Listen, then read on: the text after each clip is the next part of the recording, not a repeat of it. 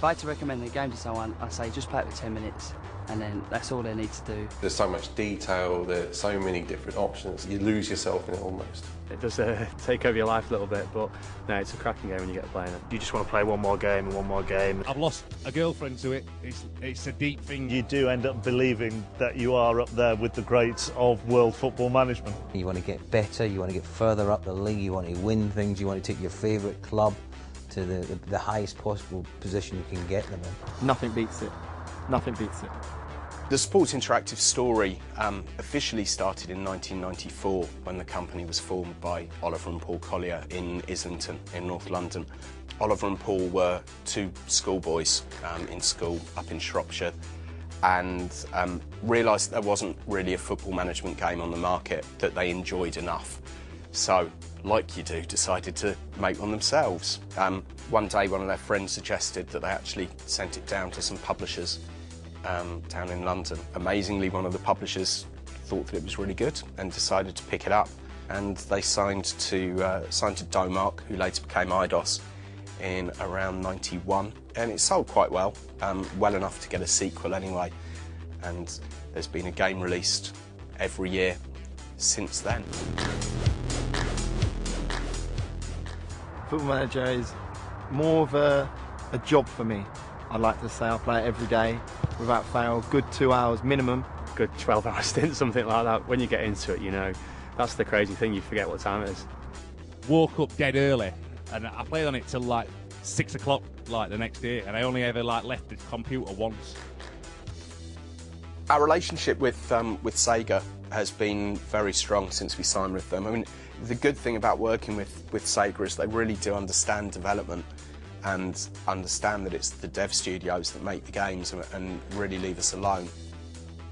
Football Manager 2005 was our first game with Sega. We had a great first week, went in at #1 in the PC chart and stayed there for some time.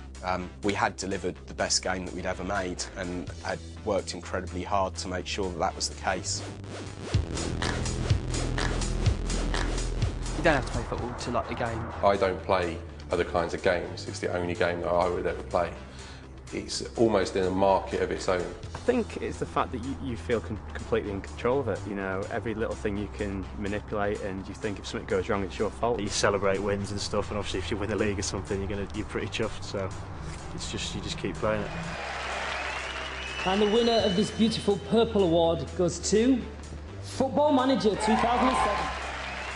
The success of the game still shocks us every day, really, because we do kind of make the game for ourselves as much as anything. We all play the game a lot, or else we wouldn't be able to keep up coming with the ideas, although we're definitely helped out by our legions of guys on the forums as well. The passion, I think, as much as anything that those people have for the game is just absolutely phenomenal.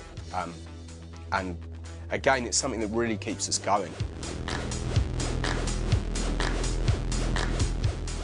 It's not just praise that we appreciate, it's constructive criticism as well, and having someone like Ray Houghton working on the game, the ex-Liverpool and Republic of Ireland player, who literally sits there and tells us when we're getting things wrong, is also very important, because it's really the only way that we're going to be able to improve things.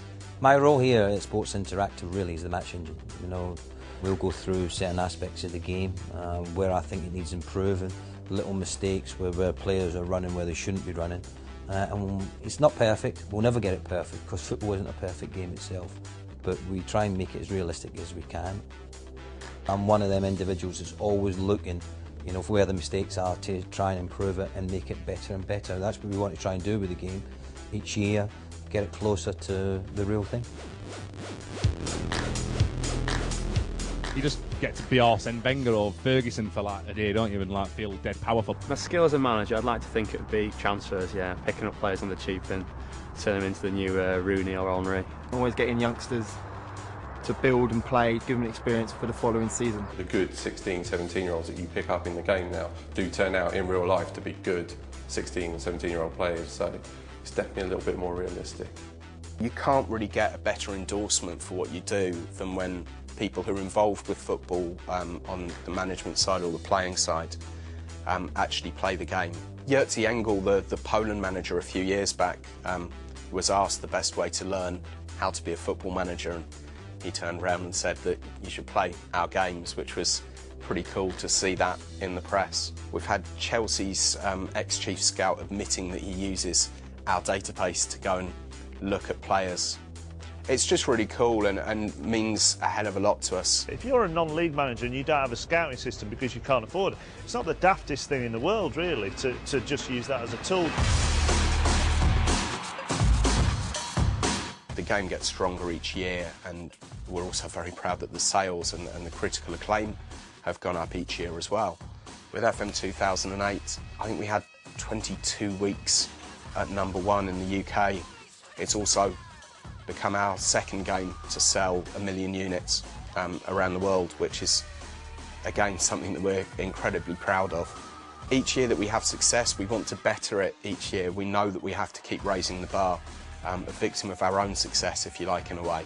Hopefully with Football Manager 2009, you'll see that what we've been working towards for this year is pretty special.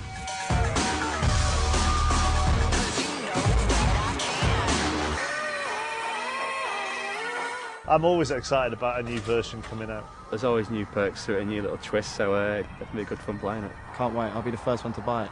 Or if you want to send me a copy, that'd be perfect. So we're coming to the end of the development cycle now for Football Manager 2009 for both the handheld version and the PC and Mac version. You know, I tend to be the luckiest person alive because I've been sitting at home playing the game for the last few months already, and I really can't wait for everyone else to get the chance to play it as well.